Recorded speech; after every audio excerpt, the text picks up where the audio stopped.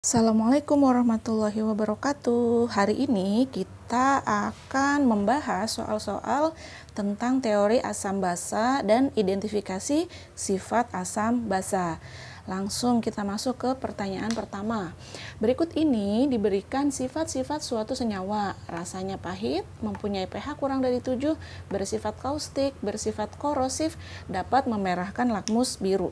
Pertanyaannya, yang termasuk sifat larutan asam adalah ditunjukkan pada nomor berapa. Oke, untuk menjawab soal ini, yang pertama kita harus tahu apa aja sih perbedaan antara sifat-sifat suatu senyawa asam dan suatu senyawa basa. Oke, kita bahas satu-satu ya.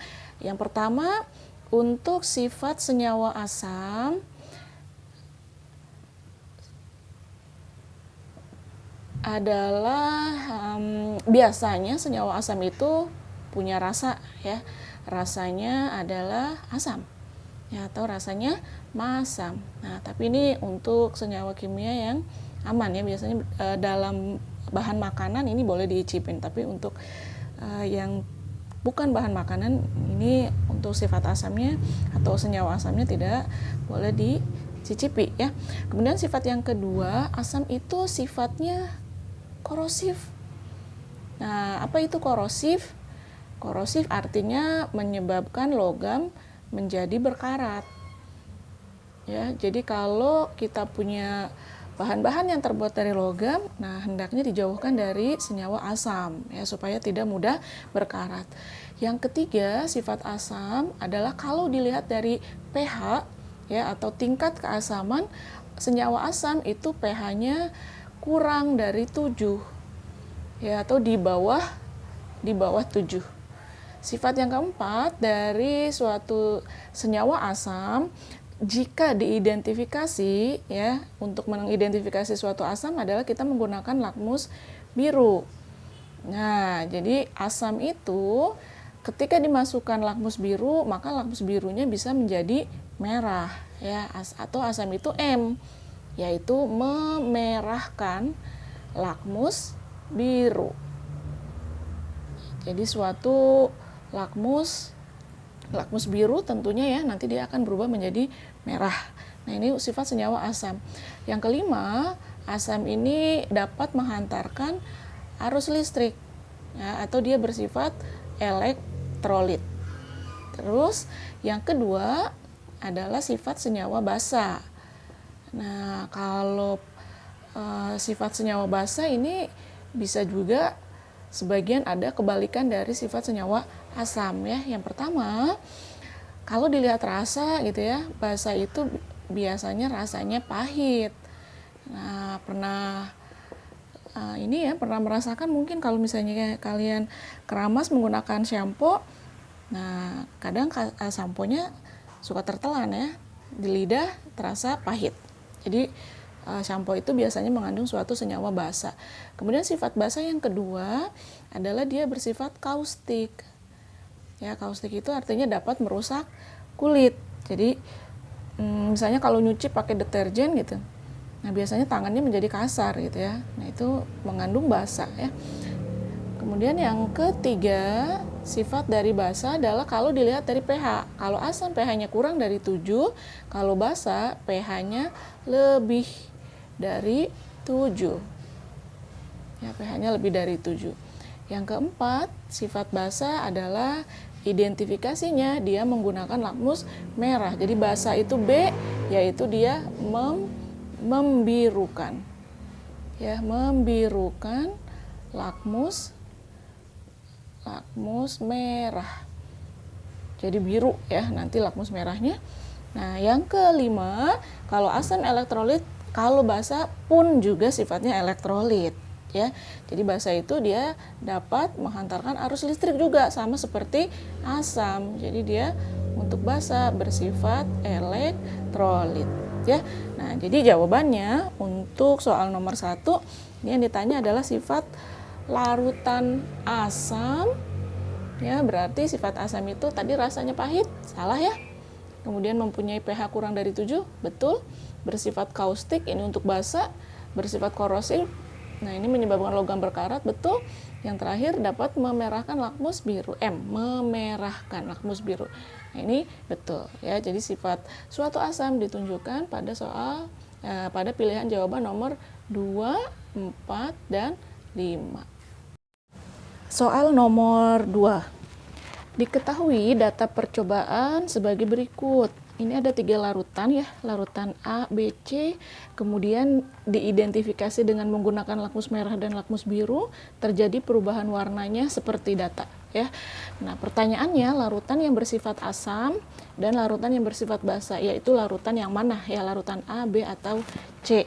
Baik, kita bahas materi sebelumnya sudah dijelaskan ya bahwa suatu larutan asam itu dia akan dapat memerahkan ya, akan dapat memerahkan lakmus biru. Jadi kalau kita punya larutan dicelupkan lakmus biru ke dalamnya dan lakmus birunya berubah menjadi merah, maka dia sifatnya asam.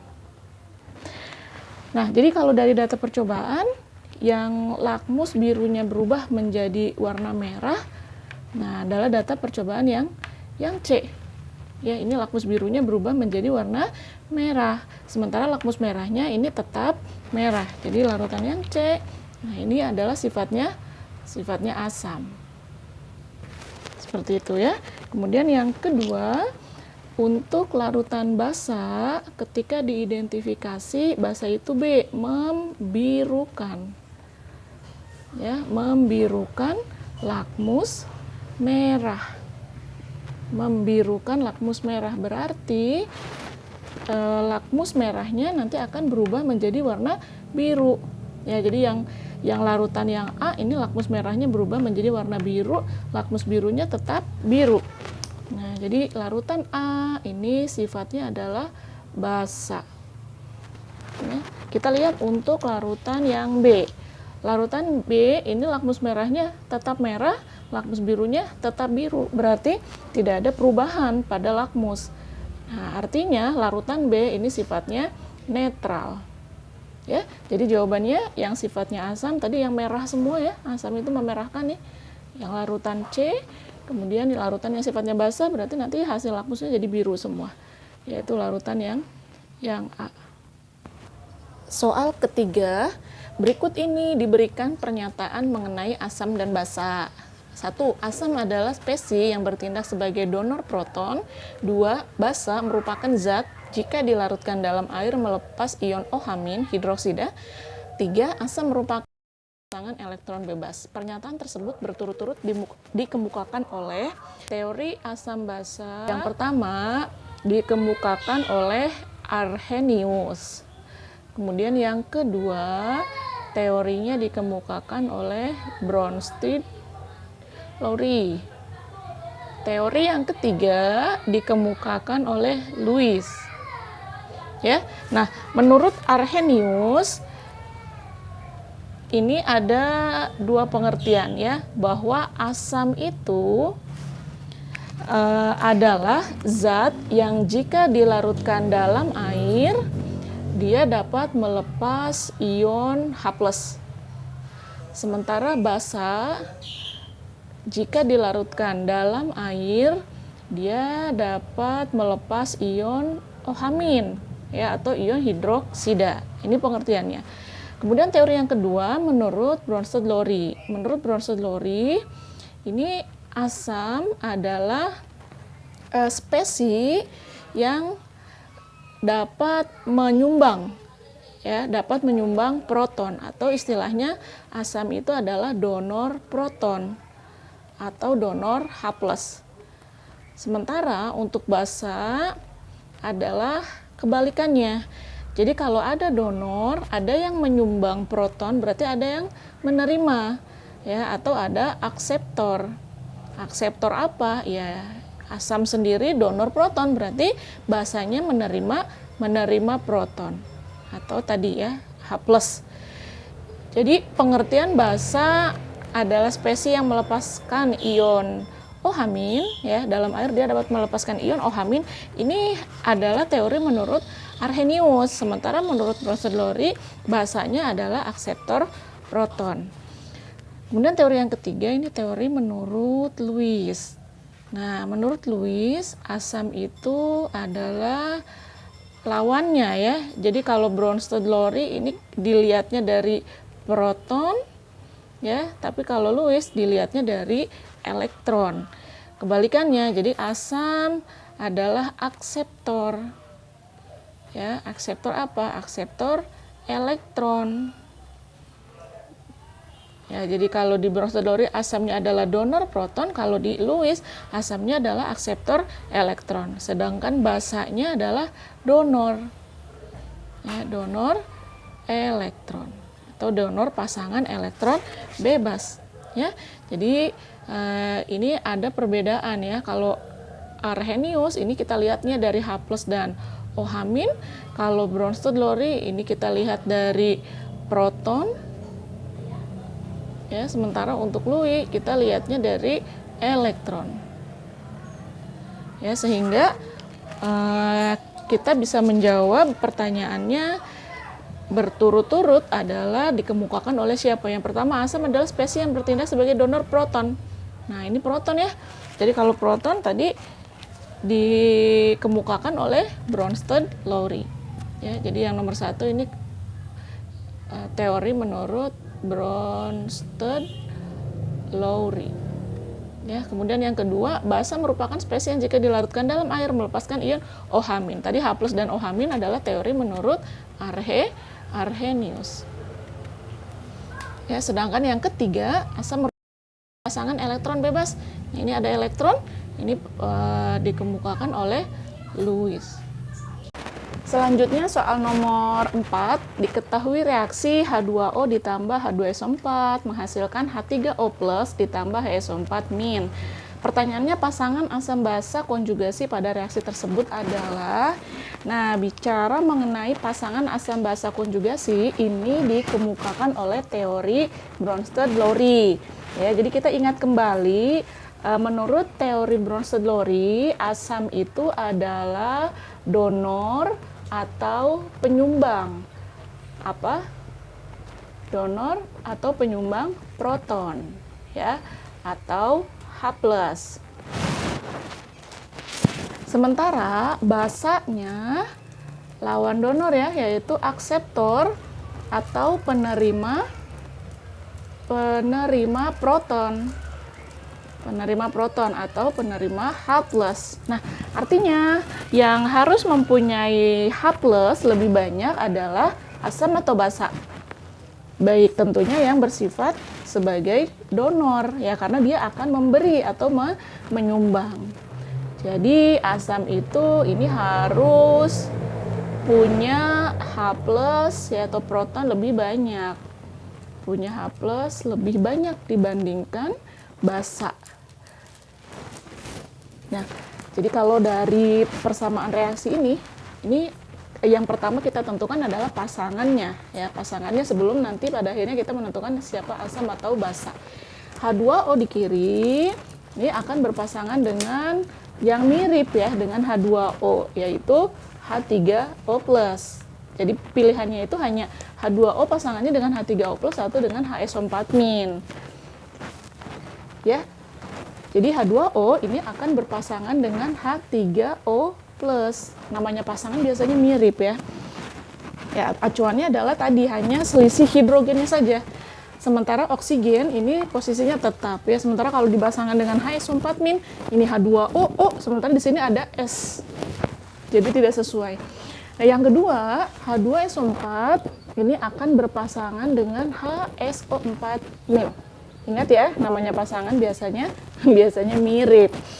Ya, jadi jawabannya untuk soal yang nomor 4, ini pasangannya adalah H2O akan berpasangan dengan H3O+. Ini pasangan asam basa konjugasinya ya, atau H2SO4 ini pasangannya adalah HSO4-. Ya, jadi dengan memasangkan ini aja sebenarnya kita sudah bisa menjawab untuk pertanyaan soal nomor 4. Jadi jawabannya adalah yang B ya, yang B. Karena kalau H2O ini tadi harus pasangannya dengan H3O+. Sementara H2SO4, ya ini pasangannya harus dengan HSO4- bukan dengan H3O plus. Ya. Setelah ini bisa juga kita menentukan yang mana asam, yang mana basa. Ya, dari pasangan asam basa konjugasi ini kita bisa menentukan yang mana asam, yang mana basa dengan acuan bahwa asam itu punya H yang lebih banyak dibandingkan basa. Jadi dari pasangan yang pertama H2O dengan H3O plus. Nah, yang pertama H-nya jumlahnya 2, kemudian yang kedua H-nya jumlahnya 3. Jadi yang 2 ini sebagai basa, sementara yang H3O plusnya ini sebagai asam konjugasinya. Untuk pasangan yang kedua H2SO4 dengan HSO4-, yang pertama ini H-nya 2, yang kedua ini hanya 1. Ya, jadi yang lebih banyak ya dia adalah asam, sementara HSO4- nya ini sebagai basa konjugasinya. Baik, untuk soal yang nomor 3, pertanyaannya asam konjugasi dari HCO3- adalah, untuk pertanyaan nomor 5 yang ditanya adalah asam konjugasinya. Artinya kalau ditanya asam, ini konjugasi ya. Kalau ditanya asam konjugasi dari HCO3- berarti HCO3- ini sifatnya sebagai basa. Ya, sifatnya sebagai basa. Tapi kalau pertanyaannya diganti, basa konjugasi dari HCO3- berarti HCO3- sifatnya sebagai asam. Oke, tadi asam itu harus punya H lebih banyak dibandingkan dengan basa. Artinya kalau ditanya asam dari HCO3- berarti H-nya harus lebih banyak dari HCO3-. Berarti lebih banyaknya berapa? Lebih banyaknya sebanyak 1 selisihnya. Artinya jawabannya adalah H-nya jadi 2 ya, HCO3. Ya, kenapa tidak ada plus, enggak ada minnya gitu? Ya tadi karena kalau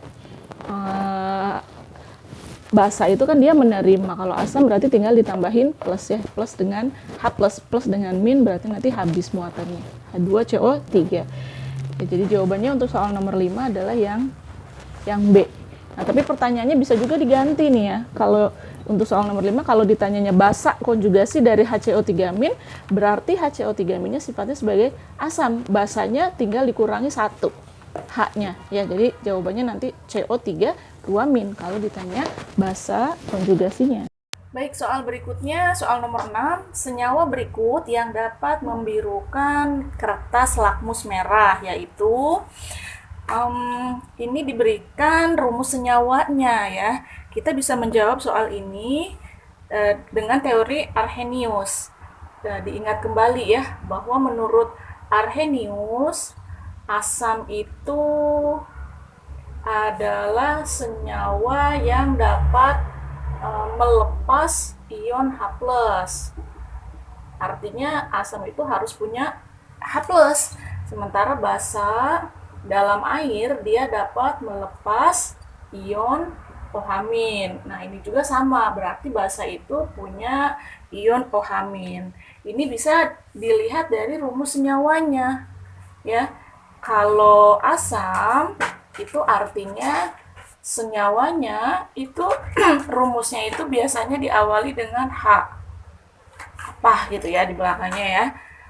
Atau asam itu kalau dia asam organik belakangnya itu adalah COOH. Nah, ini dari rumus kimianya ya, asam itu depannya H atau yang belakangnya COOH. Nah, kalau basa dia tadi dapat melepas ion OH-, berarti basa itu yang belakangnya OH ya, atau satu-satunya basa nih yang tidak punya OH yaitu NH3 amonia. Ya, jadi jangan sampai nanti ketika diberikan rumus NH3 ini dikiranya asam karena dia ada H-nya. Ya padahal dia adalah basa yaitu amonia ya. Sehingga untuk menuliskannya kalau di buku itu amonia ketika dimasukkan ke air maka dia nanti akan membentuk NH4OH. Jadi amonia itu akan menghasilkan atau membentuk amonium hidroksida. Nah, ini sebenarnya sama ya senyawanya. Jadi dari sini bisa kita tentukan rumusnya. Nah, kalimatnya adalah yang dapat membirukan. Jadi kalau dapat membirukan artinya senyawa ini sifatnya basa. Ya. Nah, basa berarti yang belakangnya OH atau dia NH3. Kita periksa ya satu-satu. Yang A HCl. Nah, ini depannya H. Ini berarti dia senyawanya adalah asam. Berikutnya yang B NaCl. Nah, ini tidak ada H, tidak ada OH belakangnya. Berarti yang kedua ini adalah jenis garam. Ya. Yang ketiga NH4NO3. Ini juga sama nih, tidak ada H di depan, tidak ada OH di belakang. Nah, ini pun adalah garam. Yang D CaOH 2 kali. Nah, ini ada OH nih. Ya, ada hidroksida di belakangnya. Ya, ada OH, ini adalah senyawa basa.